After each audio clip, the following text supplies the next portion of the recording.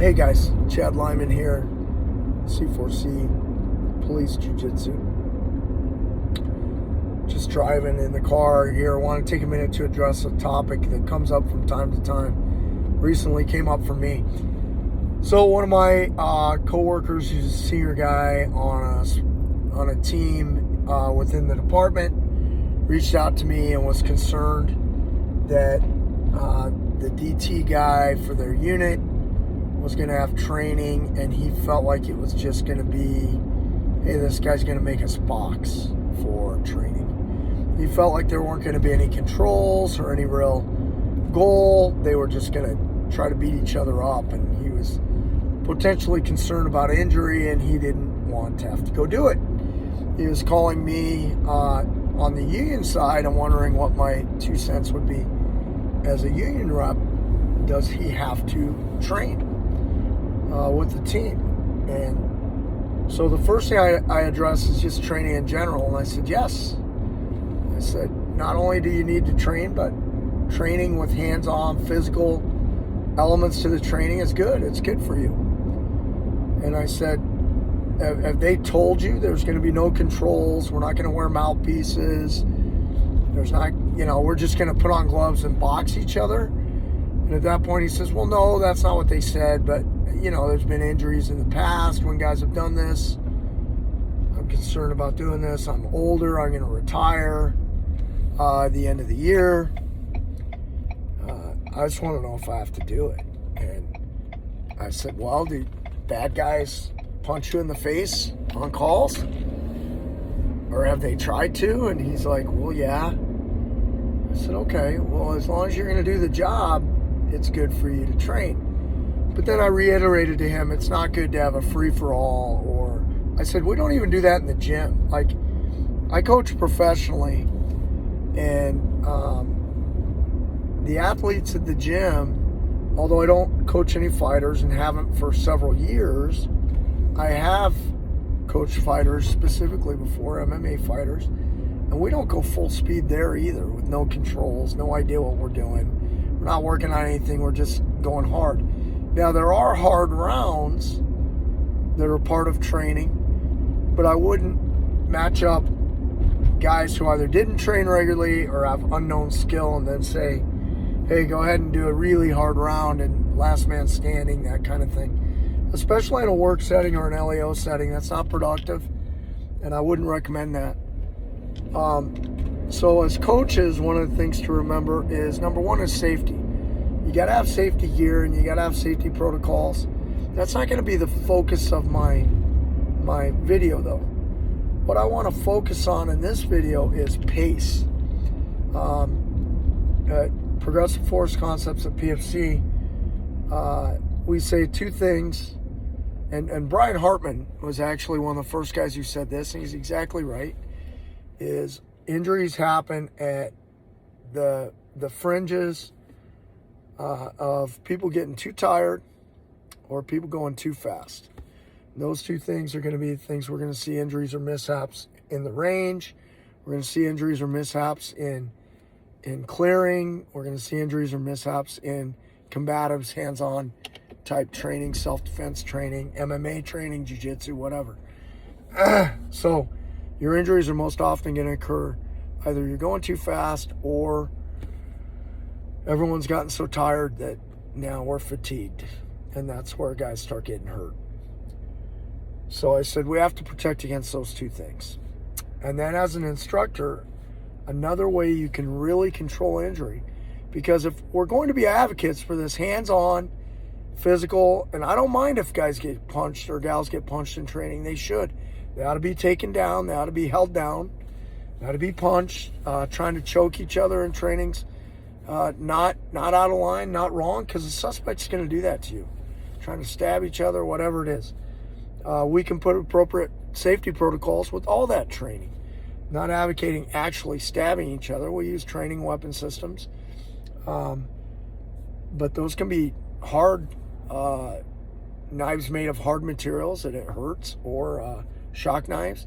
There's different ways we can add to the training. But let's just say a baseline. When I'm coaching, I like to think of it as teaching a child to drive a car. Now, if you know me, you know my wife and I have been married over 30 years, and then we have 8 children together. We have 3 daughters and 5 sons. So she's still the love of my life, and you know, if you know me, that I'm got a wonderful family. So I've had to teach kids to drive before. Now, when you think of teaching someone to drive, if you haven't had that experience, at one point maybe you learned to drive, we take that beginner and we put them in a parking lot of a school or a church on a day where there's no school or church in session. And so they have pretty much an open parking lot. We can control speed, we can control distractions, we can control other stimulus that might enter into our lesson that we're teaching. We can do these exact same things in teaching combatives. We can control that early pace till we understand if everyone can drive or not. We can control stimulus or distractions. We can make it very focused. We're working on a particular skill set. That can be very, very productive. Once someone shows me they can drive in the parking lot, we venture out into neighborhood streets. Low miles per hour, generally less traffic than a major street or a freeway, and we work in those neighborhood streets. Once you show me you can drive there, we go on main thoroughfares. Now our speeds have picked up. We're encountering more traffic. There's more to deal with. So parking lot, neighborhood streets, main thoroughfares. If you show me you can drive competently on main thoroughfares, then we can start to drive on the freeway. And combatives is much the same way. For you to earn a spot in an open pace sparring session, you need to show me you can drive first. If we don't control speed or other stimulus or distractions with a new driver, it results in crashes, injury, loss, those kind of things. Same thing in DTs. So this guy's question to me, do I have to do all out boxing? I said, absolutely not. You don't need to do that. But you need to box, and you need to get hit, and you need to do it at a pace that's challenging, where you're learning through the experience. And it shouldn't be a walk in the park. You ought to get challenged. But much like teaching a new driver to drive, I don't want you to go too fast, too soon, too often, or we're going to encounter injury in the training.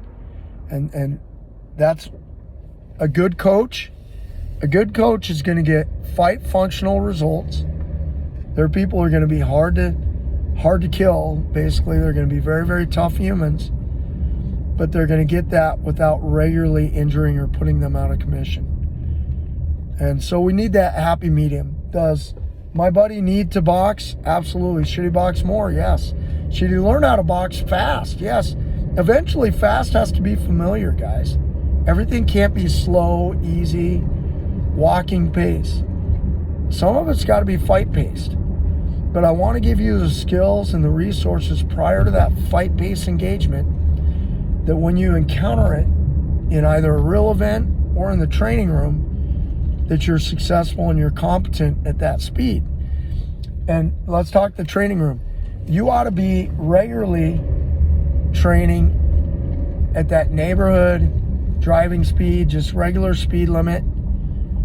And then occasionally over time, you ought to be with another competent driver racing, getting out on the track, opening it up, really getting after each other.